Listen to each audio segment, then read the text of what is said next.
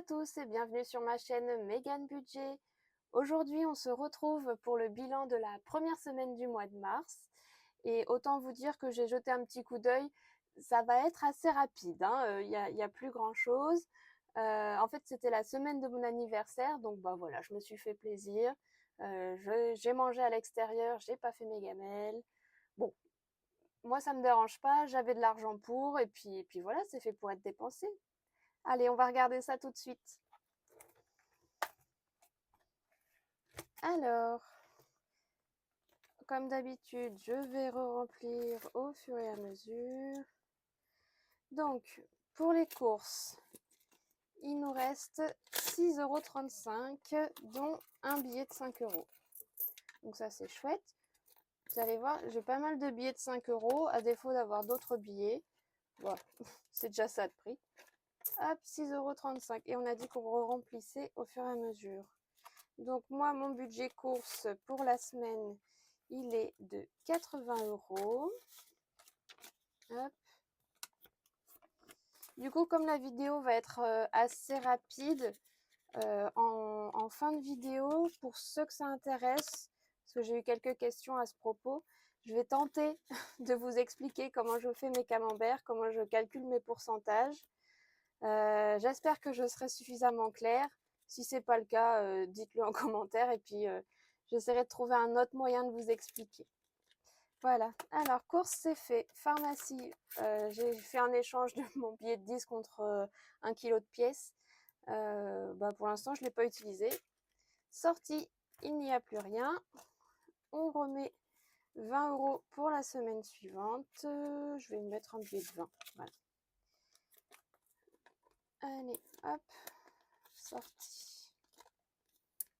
Alors, est-ce que vous avez remarqué que le son est meilleur? Parce que je me suis faite enguirlander par ma petite sœur qui me disait qu'il fallait qu'elle mette le son à fond pour écouter mes vidéos et qu'après les notifications lui cassaient les oreilles. Donc elle m'a acheté un micro pour mon anniversaire. Si c'est mieux, tant mieux. Si ça n'a pas marché, ce sera une vidéo en mime. Vous verrez juste mes mains. Ça va être super. D'hiver, il nous reste, nous reste, comme vous voulez, 75 centimes.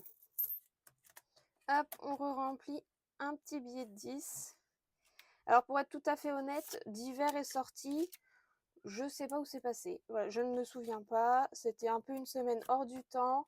La fatigue du travail combinée à l'anniversaire, parce que mon anniversaire c'était mercredi en fait, donc ça dure un peu toute la semaine. On voit des gens le mercredi, le jeudi, le dimanche. J'en ai encore une petite soirée samedi prochain.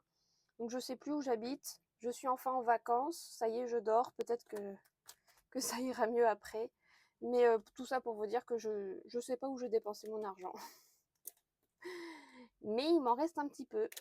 Perso, 15 €. Ça je sais, c'est je suis allée m'acheter un sandwich. J'avais la flemme de me préparer à manger. J'ai fait la princesse. Hop, 15 €. Et du coup, on remet 20 € pour la semaine prochaine. Qu'est-ce que je fais? 2 billets de 10, un billet de 20? Je sais pas. Bon, allez, il est là. On va faire ça comme ça. Voilà. Tabac, j'ai tout utilisé. C'est normal, c'était la première semaine. J'ai ma deuxième semaine à faire sans budget de tabac, mais comme ça me dure 2 semaines, il n'y aura pas de problème avec ça. Et j'ai toujours mon billet de 20 € pour les imprévus. Donc le tabac, on ne remplit pas. Et Yvan, je lui ai donné son billet. Hop, donc ça, c'est re-rempli, c'est bon. Et ça y est, je m'en sors plus. Et donc ici, c'est ce qui reste de l'argent du tabac d'Yvan. Donc, hop, le billet de 5. Et au total, ça fait 7,53 €. Voilà. Donc on va mettre ça. On va mettre ça là-dedans. Ah oui, là c'est plus loin du micro, peut-être que ça vous cassera pas les oreilles. Je ne sais pas. Hop. Zou. Voilà. Donc, on a 3 billets de 5, un billet de 10. Donc par rapport aux économies des dernières semaines, c'est un peu moins. Mais franchement, c'est toujours chouette. Hein. qu'on va faire, c'est qu'on va passer au carnet. Hop. Avant de répartir les billets dans les enveloppes, je vais déplacer ça. Et je pense que je vais zoomer.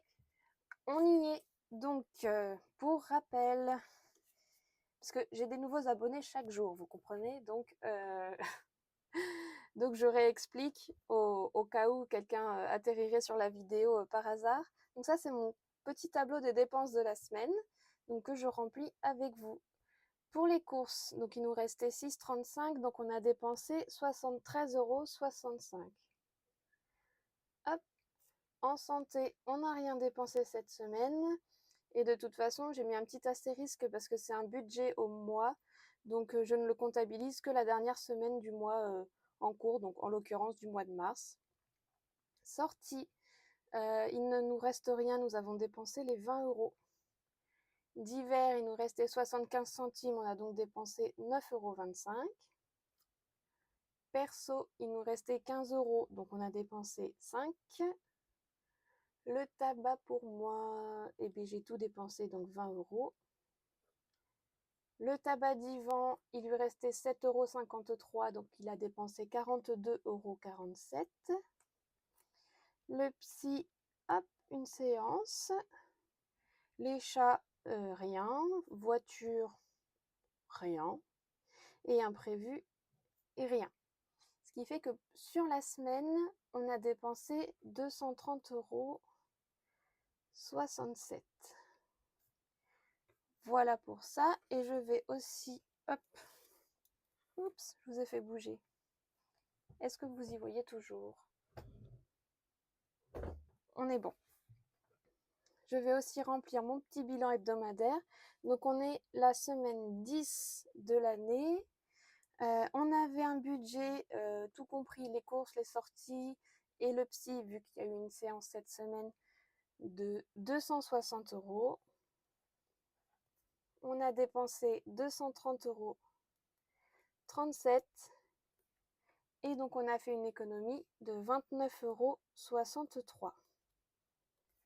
Donc vous voyez que c'est notre plus petite semaine depuis le début de l'année. Donc franchement, presque 30 € et que ce soit notre plus petite semaine, c'est quand même pas mal. Enfin, avant, jamais j'avais 30 € comme ça à mettre pour ce qu'on voulait. Donc c'est super. Allez, on va passer à la répartition. Donc voilà le classeur pour mes défis à l'année. Alors ça va aller assez vite parce que, où j'en suis, c'est pas là. Bah, j'ai surtout deux gros défis, dont le défi 780, qui cette semaine, c'est censé être 20 €, mais je ne les ai pas, donc on va faire semblant. Hop, on va dire qu'on remplit la semaine 11, et la semaine prochaine, on remplira la semaine 10. Donc je vais rajouter 10 €.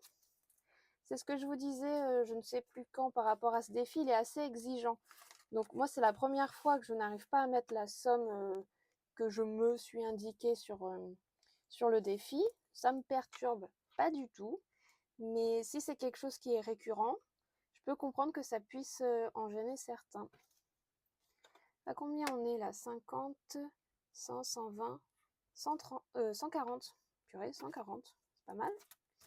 Défi 5 €. Bah alors là, c'est le jackpot, on en a 3. Ah là là! Il faut encore que je le re-remplisse. Bah écoutez, maintenant on va entourer. Donc ça fait 105. Ça devient n'importe quoi ce truc. Tant que je me comprends, c'est bon. Donc on va en mettre 2 sur cette petite liasse comme ça.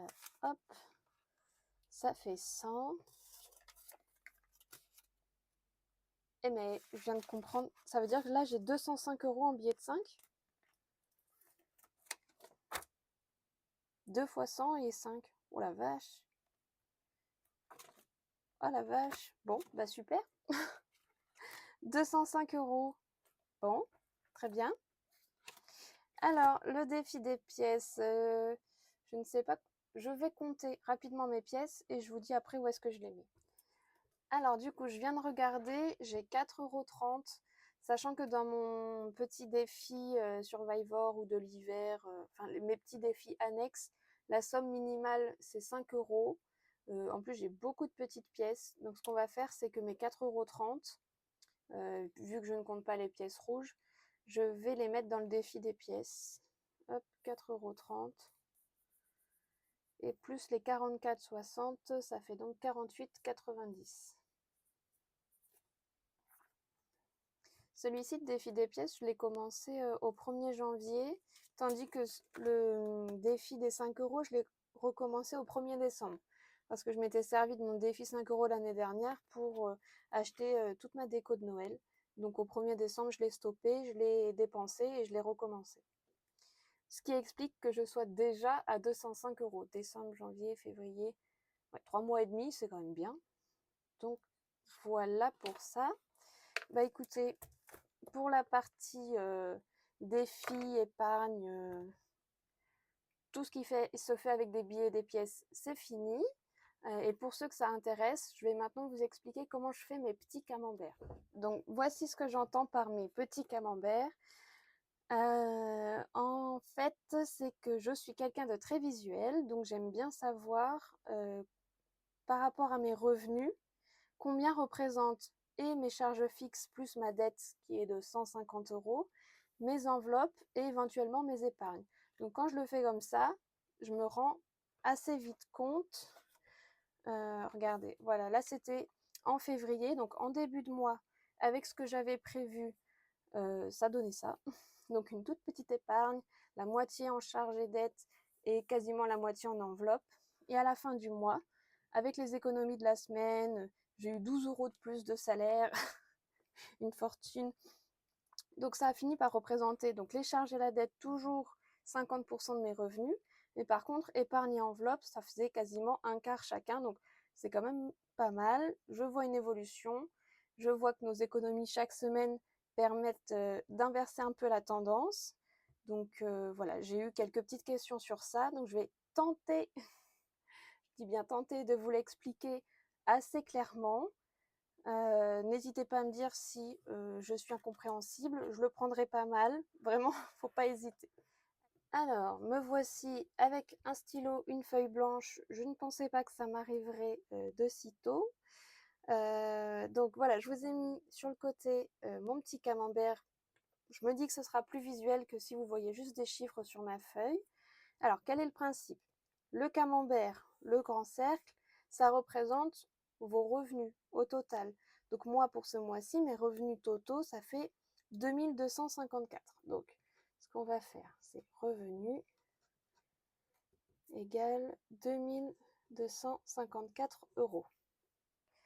Ce qu'on veut savoir, c'est combien représentent les charges, enfin dans mon cas en tout cas, et les enveloppes par rapport à mes revenus. Donc, pour ce faire, on va faire ce qu'on appelle un produit en croix. Je suis quasiment sûre que ça vous dit quelque chose et sûrement que ça vous fait lever les yeux au ciel et un peu soupirer parce que honnêtement, enfin rien que le nom, il est pas sexy quoi. Alors, un produit en croix. Hop, une croix magnifique. Alors, le principe, je vous l'explique avec des mots, ensuite on remplace avec des chiffres, ce sera peut-être un peu plus compréhensible. Mes revenus, hop, en haut de la croix, ça fait, hop, hop, voilà, comme ça, c'est mieux. Ça fait 100%. C'est mon total. Ce que je veux savoir, c'est par exemple, dans un premier temps, mes charges, combien ça représente 2%. Donc, quand vous faites comme ça, moi j'aime bien toujours le faire dans le même ordre, comme ça je ne m'en mêle pas les pinceaux, pas comme maintenant avec ma voix. Donc ici, je mets en euros, ici, je mets en pourcentage. J'espère que vous allez voir quelque chose. Hein. Donc, ce que je vais faire maintenant, c'est que je vais reprendre le même schéma et le remplacer par des chiffres. Pour trouver combien font mes charges en termes de pourcentage, il suffit vraiment de suivre les lignes. Donc, si c'est là, je vais prendre les charges fois 100% divisé par les revenus. C'est toujours ce schéma-ci. Vous prenez la grande diagonale, vous multipliez, le petit côté, vous divisez. Donc, je remplace les revenus. Moi, c'est 2254. Ça fait 100%. Mes charges, on est à combien? 1220. 1220. Si le calcul est faux, c'est que je me suis trompée là-dedans parce que je viens de me faire de tête. Ah bah, vous voyez, ça y est, je sais que je me suis trompée. Ça fait pas du tout 1220. Cette explication est très foireuse. Ça fait 1034 plus 150, ça fait 1184. Donc, on reprend 1184. Combien ça fait de pourcents? Je vais faire 1184 fois 100 divisé par 2254 et ça me donnera le pourcentage. C'est ce que j'ai fait ici, ça fait 52,5. Maintenant, si vous avez un doute et que vous ne savez plus dans quel sens il faut faire la multiplication, la division, le plus simple, c'est de remplacer par des petits chiffres. Donc je vous montre, par exemple, 3 bananes, super, ça équivaut à une pomme. C'est faux, mais on s'en fout. Si j'ai 6 pommes, 6 bananes, ça équivaut à 2 pommes. Voilà. 3 fois 2, c'est équivalent à 6 fois 1. Donc si mon 2 il est caché, pour le retrouver, je fais 6 fois 1 divisé par 3, ça fait 2. Moi, je fais toujours comme ça. Dès que j'ai un doute, je remplace par des petits chiffres dont je connais le résultat de tête facilement. Et ensuite, je remplace par mes propres nombres avec à rallonge, quoi. Voilà. Donc, j'espère que ça a été à peu près clair. J'ai un petit doute. Si jamais, essayez chez vous. Vous pouvez même mettre vos calculs dans la barre de description, pas du tout, dans les commentaires. Et je vous dirai si c'est bon ou pas. Et si jamais c'est pas bon, dans quel ordre il fallait le faire pour que ça arrive au bon résultat. Voilà, vraiment, n'hésitez pas. Moi, ça m'amuse, donc il n'y a pas de souci. On arrive donc maintenant à la fin de la vidéo.